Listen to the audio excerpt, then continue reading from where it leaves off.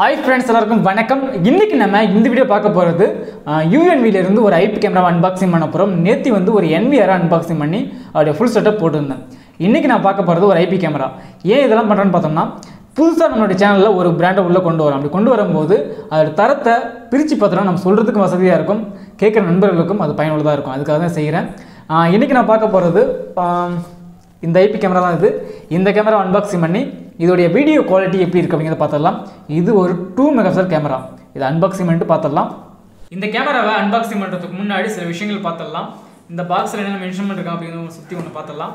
இதுல பெருசா எதுவும் கிடையாது. இதுல பார்த்தோம்னா இது ஒரு IP கேமரா, IPC கேமரா. இது தெரிஞ்ச விஷயம் தான். இதோட மாடல் நம்பரை கீழே போடுறேன். அதே சமயத்துல இது ஒரு 2 மெகாபிக்சல் கேமரா. இதுல பார்த்தோம்னா 2.8 mm லென்ஸ் இருக்குது. அடுத்தது இது IR சப்போர்ட் பண்றது 30 மீட்டர் வரைக்கும் IR சப்போர்ட் பண்ணும். இதுக்கு தேவையான பவர் பார்த்தோம்னா DC வோல்ட் 12 வோல்ட் தேவைப்படும். அடுத்து இது POE-லையும் பயன்படுத்தலாம். அடுத்து பார்த்தா இதுக்கு IP67 ரேட்டிங் இருக்குது. தாராளமாக இதில் வாட்டர் ப்ரூஃப், அது ரொம்ப தண்ணி பட்டாலும் ஒன்றும் பிரச்சனை ஆகாது. தண்ணி பட்ட பிரச்சனை ஆகாது. தாராளமாக பயன்படுத்தலாம். இப்போதைக்கு நம்ம இதை அன்பாக்சிங் பண்ணிடலாம். அன்பாக்சிங் பண்ணும்போது இதில் இருக்கிறது, அதாவது இதில் போட்டிருக்காங்க நெட்வொர்க் மினி டூம் கேமரா யூசர் கைடு, அதாவது குயிக் கைடுன்னு கொடுத்துருக்காங்க. இதையும் நம்ம ஓரம் வச்சிடலாம். அடுத்து பார்த்தோம்னா இந்த கேமராவை ஃபிக்ஸ் பண்ணுறதுக்கான ட்ரில் டெம்ப்ளேட் கொடுத்துருக்காங்க. அதாவது 3 ஸ்க்ரூ தேவைப்படும். இந்த 3 ஸ்க்ரூ நம்ம யூஸ் பண்ணி இதை கேமரா ஃபிக்ஸ் பண்ணிக்கலாம். இதையும் நம்ம ஓரம் வச்சிடலாம். அடுத்தது இந்த கேமராவை ஃபிக்ஸ் பண்ணுறதுக்கான ஒரு 3 ஸ்க்ரூ, அடுத்து ப்ளக் விட்டு கொடுத்துருக்காங்க. இதையும் ஓரம் வச்சிடலாம். அடுத்து பார்த்தோம்னா இந்த கேமரா ஃபிக்ஸ் பண்ணும்போது நம்ம RJ கனெக்ட் அடிப்போம். RJ கனெக்ட் அடிக்கும் போது இதை போட்டு கனெக்ட் அடிச்சிட்டோம்னா தண்ணி உள்ளே போகாது, கொஞ்சம் சேஃபாக இருக்கும். அதுக்காக இந்த கனெக்டர்ஸ் தான் கொடுத்துருக்காங்க. தேவைன்னா பயன்படுத்திக்கலாம், தேவைன்னா பயன்படுத்துங்க. ஏன்னா பயன்படுத்தும் போது மட்டும்தான் உள்ள டஸ்ட்டும் போகாது, தண்ணியும் போகாது, ஓரளவுக்கு சேஃபாக இருக்கும். அதனால இது தேவை இருக்குது. இது தேவைங்க பயன்படுத்துங்க. அடுத்தது இதை நம்ம கேமராவை வெளியே எடுக்கலாம். இப்போதைக்கு இந்த கவரை ஃபுல்லாக ரிமூவ் பண்ணிட்டேன். இதில் பார்த்தோம்னா 2 தான் இருக்குது. மேலே ஒரு IR சென்சார் இருக்குது, கீழே வந்து லென்ஸ் இருக்குது. அவ்வளோதான் இருக்குது, வேறு எதுவும் கிடையாது.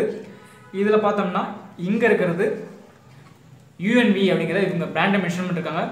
இங்கே ஒரு லாக் இருக்குது. இங்கே தான் லாக் இருக்குது. நம்ம இதை வச்சு தான் நம்ம கேமரா ஓப்பன் பண்ணவும் முடியும், லாக் பண்ணவும் முடியும்.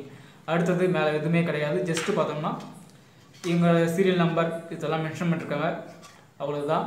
இப்போது பார்த்தோம்னா இதில் வந்துட்டு இந்த பக்கம் பார்த்தோம்னா இதில் பவரும் கொடுக்கலாம், டேரெக்டாக ஈத்தர்நெட் போட்டும் கொடுக்கலாம்.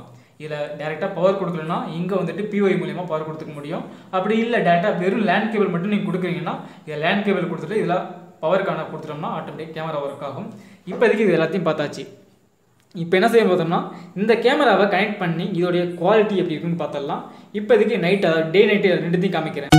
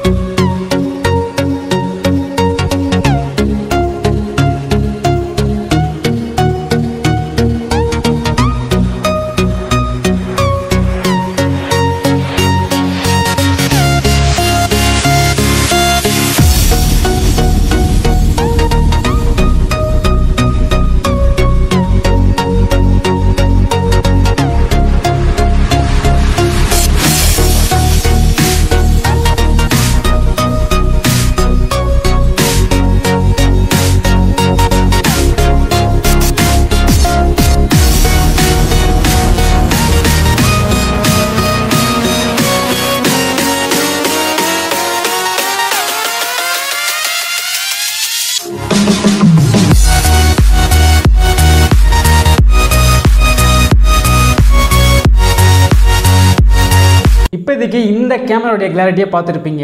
டேலையும் காது லைட் வெளிச்சத்துலையும் காமிச்சிருப்பேன், நைட்லேயும் காமிச்சிருப்பேன். இது எப்படி இருக்குது அப்படிங்கிறது உங்களுக்கே தெரிஞ்சிருக்குன்னு நினைக்கிறேன். என்னை பொறுத்த வரைக்கும் என்னுடைய கருத்து என்ன சொல்லிடுறேன் ஃபஸ்ட்டு. அதாவது இது ஸ்டேபிளாக ஒரு இடத்துல ஃபிக்ஸ் பண்ணும்போது ரொம்ப நல்லா இருக்குது. அதாவது இந்த கேமரா கிளாரிட்டிக்கான பளிச்சுன்னு நான் பார்க்க முடிஞ்சுது. நான் அவுட்புட் பார்த்ததுன்னா HDMI அவுட்புட்டில் பார்த்தேன்.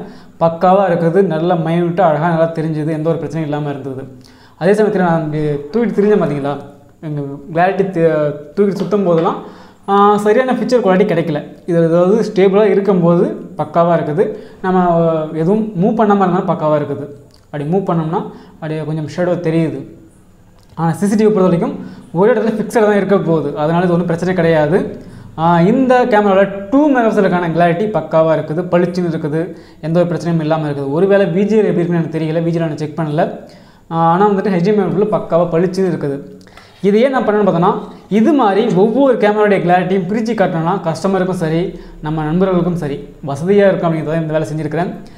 இந்த வேலை உங்களுக்கு பிடிச்சிருந்தா லைக் பண்ணுங்கள், பிடிக்கலன்னா டிஸ்லைக் பண்ணிவிட்டு ஏன் பிடிக்கல, நான் ஏதாவது செஞ்சு தான் நல்லாயிருக்கும் அப்படின்னு நினைக்கிறீங்களோ அதெல்லாம் கீழே கமெண்ட் சொல்லுங்கள். இன்றைக்கி இந்த வீடியோ இவ்வளோ தான். நாளைக்கு இன்னொரு புது இன்ட்ரெஸ்டிங்காக வீடியோ சந்திக்கிறேன். அது வரைக்கும் நன்றி, வணக்கம்.